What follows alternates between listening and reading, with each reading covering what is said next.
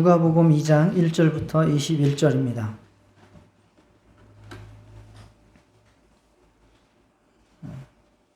오늘은 제가 한 절 읽고 남자 성도님들이 한 절 읽고 여자 성도님들이 한 절 읽고 또 제가 한 절 읽고 이렇게 세 파트로 돌아가도록 하겠습니다.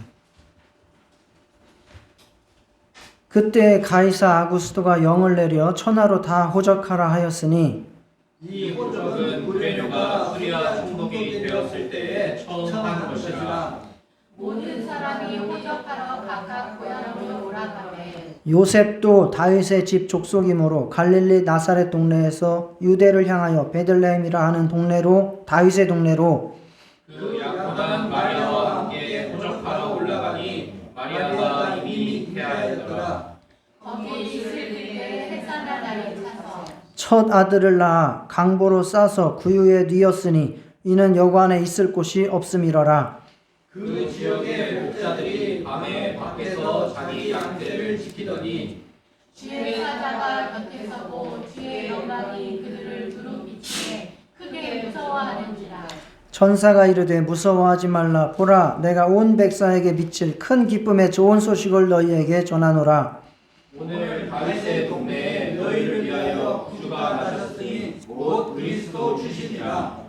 너희가 가서 강보에 쌓여 구유에 뉘어 있는 아기를 보리니 이것이 너희에게 표적이니라 하더니 호련히 수많은 천군이 그 천사와 함께 하나님을 찬송하여 이르되 지극히 높은 곳에서는 하나님께 영광이요 땅에서는 하나님이 기뻐하신 사람들 중에 평화로다.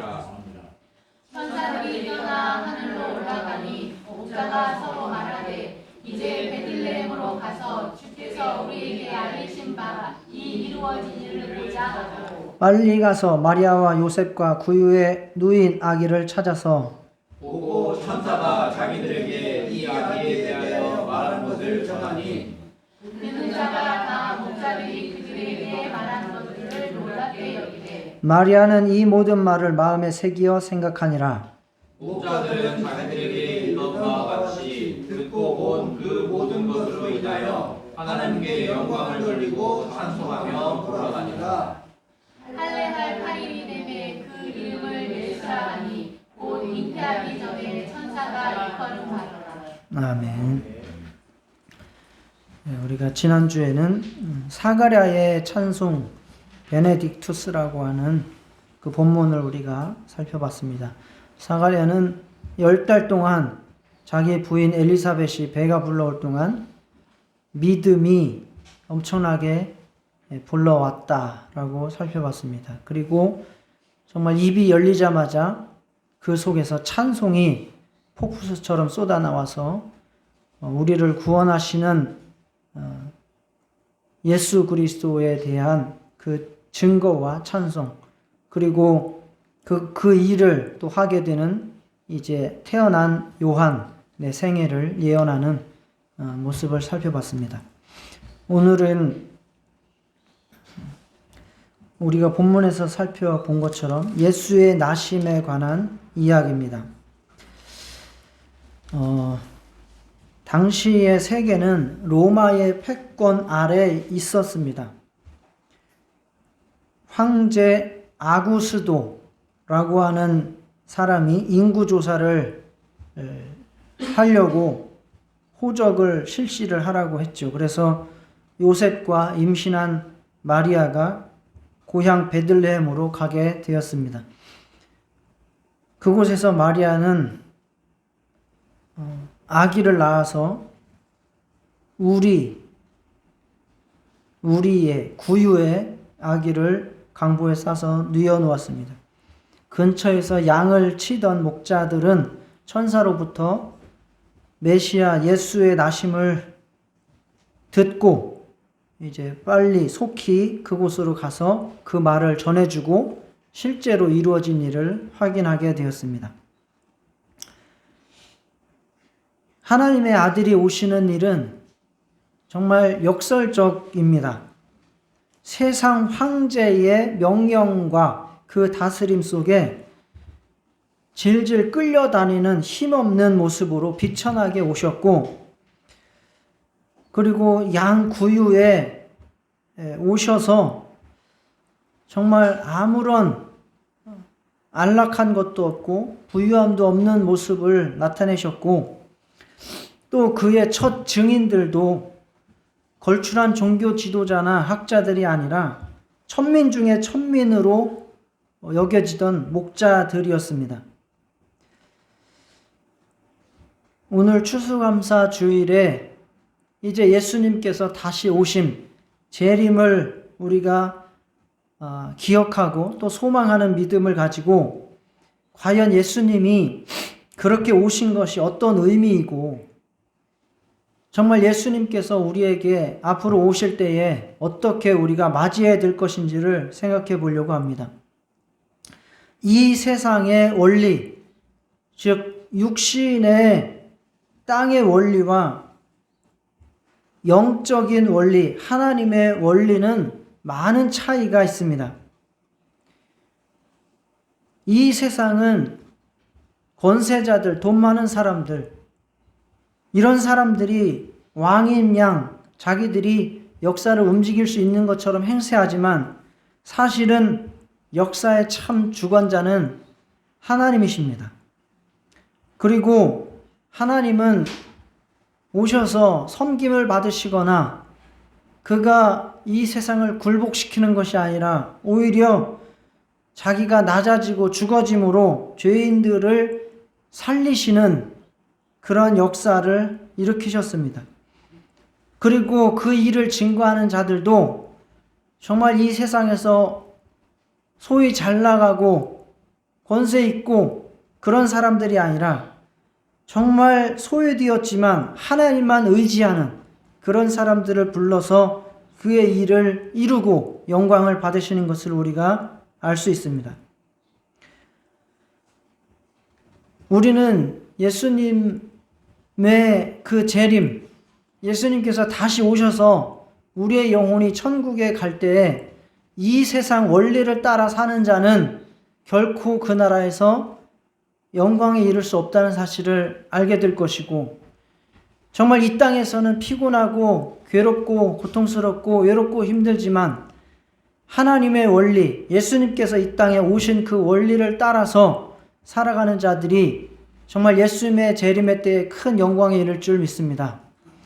우리 모든 성도님들은 정말 오늘 말씀을 통해서 그와 같이 정말 이 땅의 진정한 왕은 하나님이시며 그분은 반드시 다시 오시고, 그분의 일하시는 방법은 바로 자기를 낮추고 죽이는 방법이며, 또 그렇게 진실하게 하나님을 의지하는 자들에게 큰 영광을 주시는 분임을 다 같이 믿고 생활할 수 있으시기를 주의 이름으로 축원합니다. 하나님은 진짜 역사의 주관자이십니다. 이 세상은 힘 있는 권력자들에 의해서 움직이는 것 같습니다. 그래서 누가 대통령이 되느냐, 누가 국회의원이 되느냐, 어느 기업이 돈을 많이 버느냐, 이런 관심이 많습니다. 예수님이 태어날 당시에 세계 최고의 권력자는 가이사 아구스도입니다. 가이사 아구스도는 줄리어스 시저라고 불리는 그 로마의 가장 거대한 권력의 기틀을 마련한 사람의 양자입니다. 줄리우스 시저라는 말 다 한 번씩은 들어보셨죠? 줄리우스 시저가 사실은 로마의 제국의 기틀을 마련했고 황제의 기틀을 마련한 사람이에요. 그리고 그 양자인 옥타비아누스 아우구스투스, 이 사람이 바로 아구스토입니다. 옥타비아누스 아우구스투스. 이 사람이 여러 가지의 이제 삼두 정치니 이러면서 안토니우스니 이런 사람들과의 정치적 경쟁에서 이겼어요. 이기고 나서 로마를 자기가 손 안에 장악을 하게 됩니다. 그 당시에 로마는 전 세계를 다 쥐락펴락하는 거대 제국입니다. 아프리카 북부부터 시작해서 유럽까지 다 손에 쥐고 있었던 그 거대한 로마 제국, 제국이나 다름없습니다. 황제는 아닐지라도 이미 황제나 다름없는 그러한 존재, 그 사람이 바로 아우구스투스 옥타비아누스. 아우구스투스라는 말은 존엄자라는 뜻이고 그만큼 추앙을 받았습니다. 사람들의 존경을 받고 또 절대적인 권력을 휘두르면서 그가 통치하는 시기는 팍스 로마나라고 해가지고 로마에 의한 평화가 이루어져서 2세기가 넘도록 200년이 넘도록 평화로운 시기를 지내던 그런 때였습니다. 심지어는 그가 죽고 난 이후에는 로마의 원로원과 민회에 의해서 신으로 선포되었습니다. 그래서 황제 숭배의 시초가 시작된 사람이 바로 아구스도입니다. 이런 권력자의 치밀한 통치, 이만한 거대한 권력을 자기 손에 쥐고 이렇게 평화를 이룰 수 있었던 것은 이 사람이 어마어마한 능력이 있었다는 거죠. 엄청나게 치밀하고 전략을 가지고 사람들을 휘어잡고 군사를 손에 쥘 수 있었다는 것입니다. 그래서 호구조사, 인구조사를 합니다. 인구조사를 하는 이유는 세금을 다 걷어들이기 위해서. 세금을 걷어들일 때 가장 좋은 게 한 사람당 얼마씩 걷어들이는 게 가장 쉬워요. 그래서 인구조사를 합니다. 그리고 군사로 징집을 하기 위해서 호구조사를 하게 된 겁니다. 그래서 요셉과 만삭의 마리아도 이러한 거대 권력자의 정치 명령에 따라서 150km를 걸어갔겠죠. 탔으면 나귀를 탔을라나 모르지만 고향 베들레헴으로 가게 됩니다. 이렇게 아무런 힘도 없는 존재들, 그리고 하나님의 아들은 그러한 가운데에 아무런 힘도 없고 심지어는 묵을 방조차 없는 그러한 곳에서 태어나게 되는 비천함으로 오시게 됩니다. 그러니 이 세상의 일들이 하나님의 통치가 아니라 세상의 왕 뜻대로 이루어지는 것 같습니다. 그런데 이러한 아구스도의 통치조차도 다 하나님의 뜻 안에서 이루어지고 있다는 사실을 믿으시기 바랍니다. 아구스도가 인구를 조사를 시키고 그래서 그 먼 거리를 이동을 한 것도 다 하나님의 뜻입니다. 심지어는 마리아는 인구 조사를 하러 가지 않아도 돼요. 그런데 왜 같이 갔을까요? 요셉이 아마 마리아를 지키기 위해서 데리고 갔을 것이라고 추정을 합니다. 그리고 아기를 낳았어도 그가 함께 돌봐야 했기 때문에 그랬을 것입니다. 이런 일들조차도 다 하나님의 뜻 안에서 이루어지는 것입니다. 이렇게 힘이 없어 보이는 예수님의 탄생이 결국은 하나님의 통치이며 하나님의 뜻이 이루어지는 방식입니다. 누가복음은 하나님의 아들이 세상 황제의 명령에 의해서 끌려다니고 정말 힘없이 휘둘리는 이러한 모습을 통해서 예수님이 역사 안에 분명히 오셨다는 사실을 증거를 삼아 놓으신 거예요. 역사의 기록 안에 예수가 오신 것이 증거된 것입니다. 이런 인구조사 없이 예수님이 태어나셨다면 그러한 역사적 기록 안 나타났을 겁니다. 그러나 이러한 조사가 있었기 때문에 예수님이 이 땅에 오셨다는 것이 명백하게 역사 안에 기록이 되고 증거가 된 것입니다. 사실입니다. 예수님은 이 땅에 확실히 오셨고 호적까지 하신 분입니다. 더군다나 예수님께서 요셉과 마리아, 그때는 아직 결혼을 한 건 아니니까 마리아의 집에서 그냥 태어나셨다면 하나님의 말씀은 이루어질 수 없었습니다. 미가서 5장 2절에 보면 베들레헴 에브라다야 너는 유다 족속 중에 가장 작을지라도 이스라엘을 다스릴 자가 내게로 나올 것이라. 이렇게 말씀하시므로 예수님이 오시기 이전에 이미 메시아가 오면, 하나님의 아들 구원자가 오면 베들레헴에서 날 것이라고 예언이 돼 있었습니다. 그러니 이 예언이 이루어지기 위해서는 마리아가 베들레헴에 가서 아기를 낳아야 되는 거예요. 그런데 황제 아구스도가 이러한 명령을 내리지 않았다면 마리아가 과연 베들레헴을 갔을까요?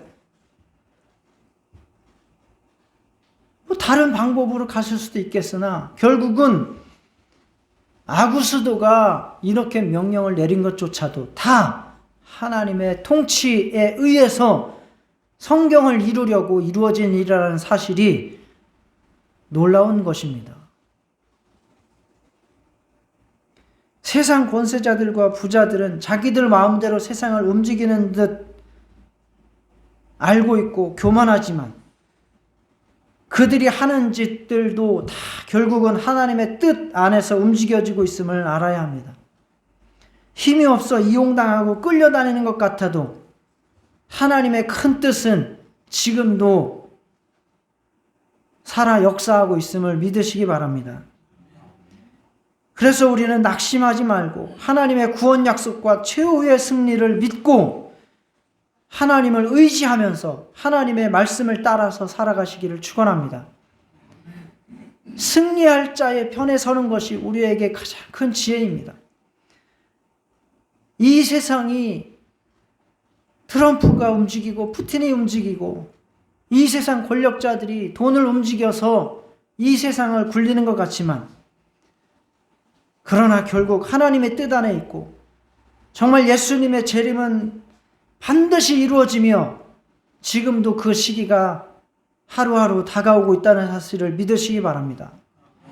그래서 우리는 이 세상의 권력자들과 세력에 휩쓸릴 것이 아니라 정말 하나님의 말씀 안에서 믿음으로 예수님의 재림을 소망하고 그 준비를 하면서 살아가는 저와 여러분 될 수 있으시기를 주의 이름으로 축원합니다. 하나님의 뜻은 요란하게 오지 않고 거창하게 오지 않고 숨어서 조용히 그러나 반드시 온다는 사실을 믿으시기 바랍니다. 예수님, 이 땅에 오신 예수님은 허기진 영혼들의 생명 양식으로 오셨습니다.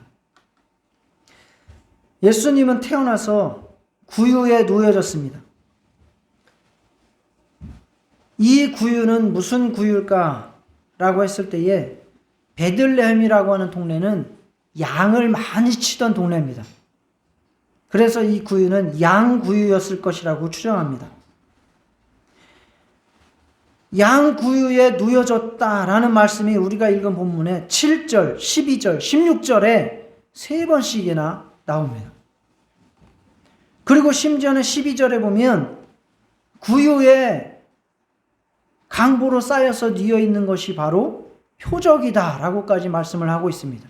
이것은 의미가 담겨져 있다는 말씀입니다. 예수님께서 양구유, 양밥통, 양밥그릇에 누워졌다는 사실입니다. 당시의 베들레헴이 예루살렘에서 그렇게 멀지 않은 동네예요. 그래서 성전에서 제물로 쓰는 양들을 이 베들레헴에서 길러서 성전으로 제공을 하던 곳입니다. 그래서 이 베들레헴에서 길러지는 양들, 바로 성전의 제물이고 바로 이스라엘 백성들의 죄를 사는 그러한 일들을 했던 것입니다. 예수님이 양들의 밥으로 오셨다는 이러한 표적, 상징적인 의미, 이것이 바로 우리에게 은혜요, 큰 기쁨의 좋은 소식입니다. 밥은 먹힘으로 먹는 자를 살게 합니다. 무슨 쌀 광고에도 보면은 우리는 밥심으로 삽니다, 뭐 이런 광고도 나오던데, 먹힘으로 인해서 그러한 먹는 자들을 살려주는 것이 바로 양식이죠. 예수님은 많은 사람의 대속물로 섬기고 자신을 주러 오셨습니다. 예수님은 양으로 생명을 얻게 하고 더 풍성히 얻게 하시려고 오셨습니다. 베들레헴이라고 하는 뜻도 떡집이라고 하는 뜻입니다. 빵집. 예수님은 영혼이 굶주린 자들에게 공급되는 생명의 떡이십니다. 요한복음 6장 48절에 내가 곧 생명의 떡이니라 라고 말씀하셨습니다. 예수님은 우리의 목자이신데 에스겔서의 33장 34장에 보면 그가 목자가 되어서 친히 이스라엘을, 인류를 이끌 것을 말씀하실 때에 그들에게 좋은 꼴을 먹이시고 살찌게 하신다라고 말씀합니다. 그런데 그 양식을 무엇을 공급하시는가? 자신의 온몸을 다 찢고 피를 흘려서 먹이시고 입히시는 목자가 바로 우리의 목자 예수 그리스도십니다. 이것이 바로 하나님께서 우리에게 보내신 참 기쁨의 좋은 소식입니다. 우리는 예수님을 나의 참된 하늘 양식으로 믿고 받으시고 영접하실 수 있기를 축원합니다. 마리아는 이미 그것을 고백했습니다. 줄이는 자를 좋은 것으로 배불리셨으며 부자는 빈손으로 보내셨도다. 바로 예수 그리스도, 그분의 통치와 그분의 피 흘리심으로 내 죄가 사함받고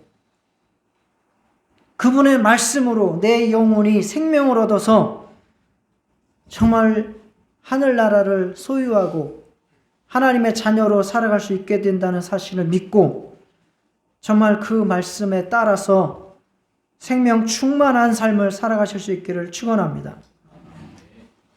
이것이 바로 예수님께서 우리에게 오신 그 방식이고 통치의 방식입니다.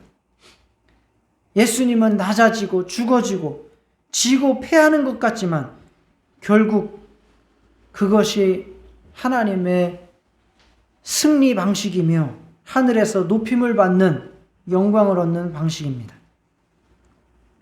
우리 모두 예수님께서 재림하실 때에 정말 큰 영광과 높임을 받을 수 있도록 이 땅에서는 낮아지고 섬기고 대속물이 되는 삶이 되실 수 있기를 축원합니다.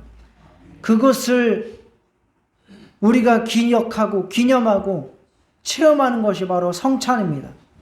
성찬은 예수님께서 이 땅에 오셔서 우리에게 정말 찢어지는 살로 우리의 생명 양식 되시고 피를 흘려서 우리에게 생명의 음료, 죄사함이 이루어졌다는 사실을 우리가 빵을 먹으면서 그것을 우리가 영적으로 체험하고 우리도 또한 나가서 그와 같이 세상에서 낮아지고 찢어지고 고난을 당하는 정말 예수님을 증거하는 삶을 살아가는 다짐을 하는 것이 바로 성찬입니다.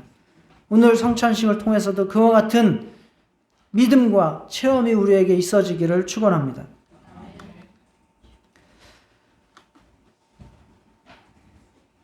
예수님은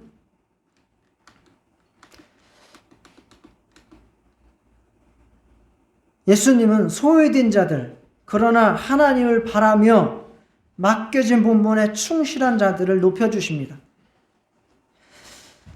마태복음에서는 왕을 맞이하라 라고 하는 선포와 함께 예수님이 탄생하셨을 때에 그들을 방문한 자들을 동방박사들을 이야기를 하고 있습니다. 동방박사는 페르시아의 대표적인 엘리트 집단이고 제사장 가문의 사람들로서 왕을 보좌하고 성경을 연구하던 자들입니다. 그러나 누가복음에서는 예수님이 오셨을 때의 증거자들은 가장 천한 자들, 천민 중에 천민들을 부르셔서 알리시고 그들을 예수님을 맞이하러 보내셨습니다.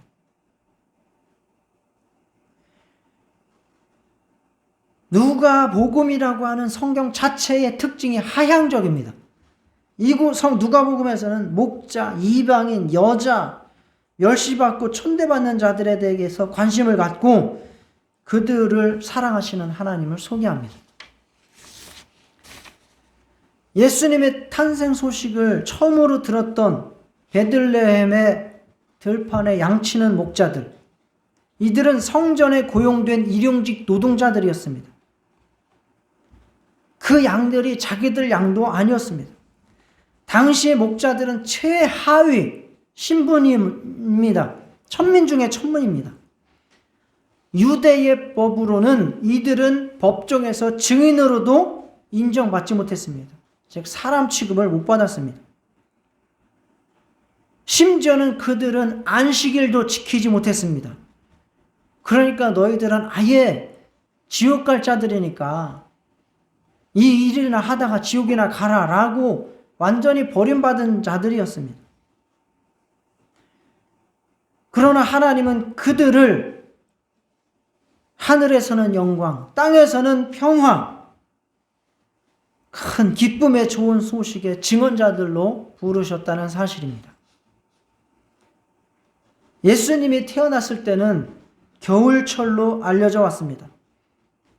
베들레헴 해발 600m에 비도 오고 추운 날씨에 밤새서 들판에서 양을 지키는 것은 대단히 고된 일입니다. 그러나 그들은 그 주어진 일에 최선을 다했고 그들이 기르는 양이 성전에서 제물로 쓰인다는 사실에 자부심을 느끼면서 하나님을 의지하고 하나님을 섬기는 마음으로 충성을 다했습니다. 마치 레갑 족속의 후예들처럼 세상을 등지고 세상에서는 버림받고 낮아지고 소유된 자들이지만 정말 자기들은 진심으로 하나님을 섬기면서 그렇게 양들을 돌보고 최선을 다했던 자들입니다. 하나님은 하나님 앞에 관심 없이 자기들의 이익을 쫓고 자리를 찾던 대제사장과 율법사와 학자들이 아니라 정말 세상에서는 버림받았지만 하나님을 의지하며 진실되게 하나님을 섬기던 목자들, 그들에게 영광의 계시를 나타내셨고 예수님이 오심의 최초의 증언자들로 삼으셨습니다. 그들은 재빠르게 움직였고 순종했고 보고 들은 대로 체험한 것을 마리아와 요셉에게 알렸습니다. 요셉과 마리아에게는 너무나 큰 위로와 확신이 되었습니다. 그래서 마리아는 그들이 말하는 것을 마음에 깊이 새겼다라고 말하고 있지 않습니까? 이 일이 이루어진 것에 대해서 목자들은 온전히 하나님 앞에 찬양과 영광을 돌릴 수밖에 없었습니다. 만약에 세상의 잘난 자들에게 이것이 알려졌다면 그들은 자기들의 지식이고 자기들의 잘난 것 때문인 줄 알고 하나님 앞에 영광과 찬송을 올려드리지 못했을 것입니다. 이것이 바로 하나님께서 우리를 부르시고 쓰시고 하시는 방식입니다. 바울도 말하기를 이 지혜는 바로 예수를 말합니다. 구원의 방식을 말하는 겁니다. 이 지혜는 이 세대의 통치자들이 한 사람도 알지 못하였나니 만일 알았더라면 영광의 주를 십자가에 못 박지 아니하였으리라. 기록된 바 하나님이 자기를 사랑하는 자들을 위하여 예비하신 모든 것은 눈으로 보지 못하고 귀로 듣지 못하고 사람의 마음으로 생각하지도 못하였다 함과 같으니 오직 하나님이 성령으로 이것을 우리에게 보이셨으니 성령은 모든 것 곧 하나님의 깊은 것까지도 통달하시느니라. 하나님께서 세상의 미련한 것들을 택하사 지혜 있는 자들을 부끄럽게 하려 하시며 세상의 약한 것들을 택하사 강한 것들을 부끄럽게 하려 하시며 하나님께서 세상의 천한 것들과 멸시받는 것들과 없는 것들을 택하사 있는 것들을 폐하려 하시나니 이는 아무 육체도 하나님 앞에서 자랑하지 못하게 하려 하심이라. 라고 하나님께서 쓰시는 자들 그리고 일하는 방식에 대해서 말씀하고 있습니다. 우리는 우리의 부족함에 좌절할 때가 많습니다. 최선을 다해도 안 이루어지는 그러한 상황들을 보면서 절망할 때도 있습니다. 그러나 하나님은 사람들이 무시하고 세상에서는 아무것도 아닌 취급을 받아도 정말 진실되게 성령을 의지하며 하나님 앞에 맡겨진 소명을 다하는 자들, 그들을 사랑하시고 그들에게 구원의 계시를 비춰주시는 분, 그들을 통해서 일하시는 분임을 믿으시기 바랍니다. 정말 그 자들이 예수님의 재림의 때에 가장 큰 영광을 얻게 될 자들입니다. 하나님은 자신의 무자격함을, 자신의 무가치함을, 자신의 무능력함을 인정하고 하나님만 의지하는 자를 통해서 일하시고 영광을 받으시는 분입니다. 이것이 꼭 세상에서 돈이 있으면 안 된다, 권력이 있으면 안 된다 라는 이야기가 아니라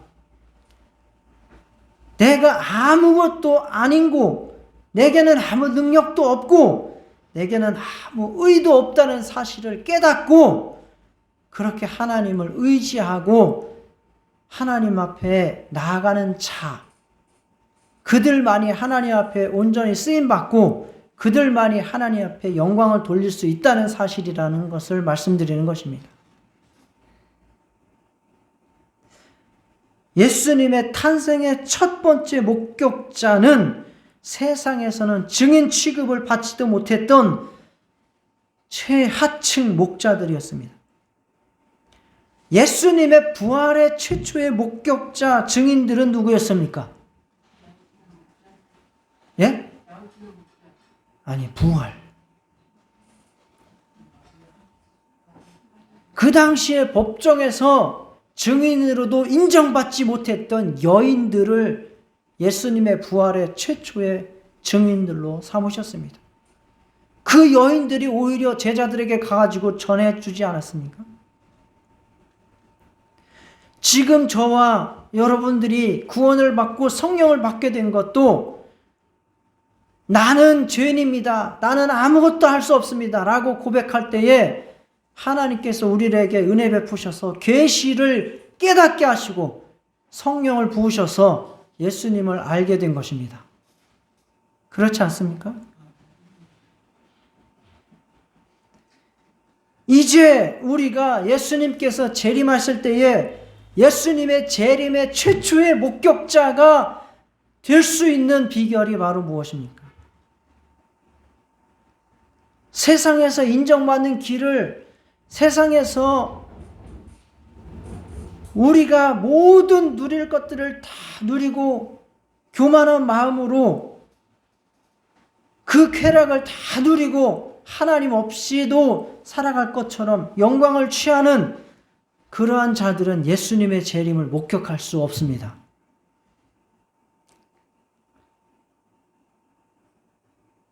마치 목자를 택하시고 여인들을 택하시고 우리가 가장 겸손해서 죄인임을 고백하며 나아갈 때 구원을 체험하고 성령을 받은 것처럼 예수님의 재림을 목격하고 예수님의 재림에 나아갈 수 있는 자들은 세상을 의지하지 않고 세상을 자랑하지 않고 온전히 하나님만 의지하고 정말 하나님 앞에서 겸손하게 우리에게 주어진 일에 진실되게 충성하는 사람들, 그러한 자들이 바로 예수님의 재림의 때에 예수님의 재림을 목격할 것이며 예수님의 재림을 맞이하러 나아갈 자들임을 믿으시기 바랍니다.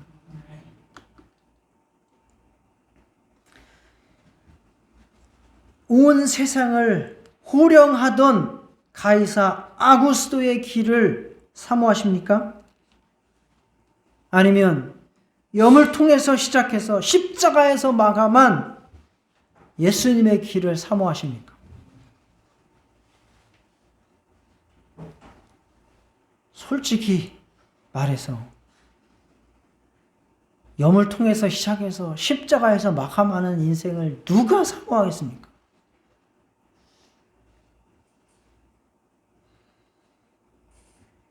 예수님의 인생이 인간적으로 볼 때 흠모할 만한 것이 무엇이 있었고 아름다운 것이 무엇이 있었겠습니까? 온 세상을 호령하던 가이사 아구스도 정말 그가 오히려 우리에게 부러운 대상이 될 것입니다. 그러나 하나님의 기준은 너무나도 다르다는 것입니다. 예수님의 재림의 때에 이루어질 일은 완전히 역전된다는 사실입니다. 성경은 그것을 말하고 있습니다. 이 세상에서 하나님 없이 교만하게 온 세상을 호령하던 자들은 그때에는 가장 비참한 결과를 맞이하게 될 것이고, 이 세상에서 정말 목자들처럼 예수님처럼 그렇게 힘들고 어렵고 외롭고 버림받은 것처럼 살지만 진짜 하나님을 알고 하나님만 의지하고 정말 그분 앞에 순종하던 자들은 예수님의 재림의 때에 가장 큰 영광의 부활에 참여하게 될 것을 말씀하고 있습니다.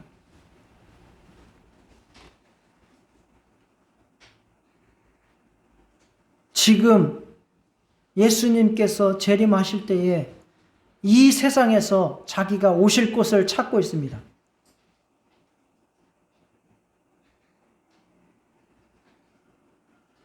예수님께서 재림주로 오실 때 그를 받아줄 마음을 찾고 있다는 것입니다. 예수님께서 초림주로 오실 때에 그를 받아줄 이 세상에 어떠한 여관도 없었다라고 말씀합니다. 그래서 구유에 오셨습니다. 정말 재림주로 이 땅에 오실 때에 그 예수님을 받을 마음이 어디 있는가를 지금 찾고 계신다는 것입니다. 모든 사람들이 세상 권력을 찾고 있고 세상 돈을 찾고 있고 세상 명예를 찾고 있고 세상 쾌락을 찾고 있어서 정말 하나님 숨은 역사의 주관자인 하나님은 찾지 않고 낮아지고 죽어지고 십자가를 지는 예수님은 찾지 않고 정말 아무것도 아닌 것처럼 버림받지만 하나님을 섬기는 자들을 멸시하고 있는, 그래서 그러한 길을 가지 않는 이 세상을 보면서 예수님의 재림은 과연 어느 곳에 오실까를 고민하고 있습니다. 과연 예수님이 재림하실 때 그를 목격할 자들이 있을 것인가? 누가 될 것인가? 그래서 지금 우리는 또다시 예수님께서 누여질, 다시 오실 양구유가 될 필요가 있는 겁니다. 이 세상은 호화, 저택, 호텔과 같은 그러한 세상이지만 예수님은 그런 곳에 가시지 않습니다. 하나님의 나라는 그런 곳이 아닙니다.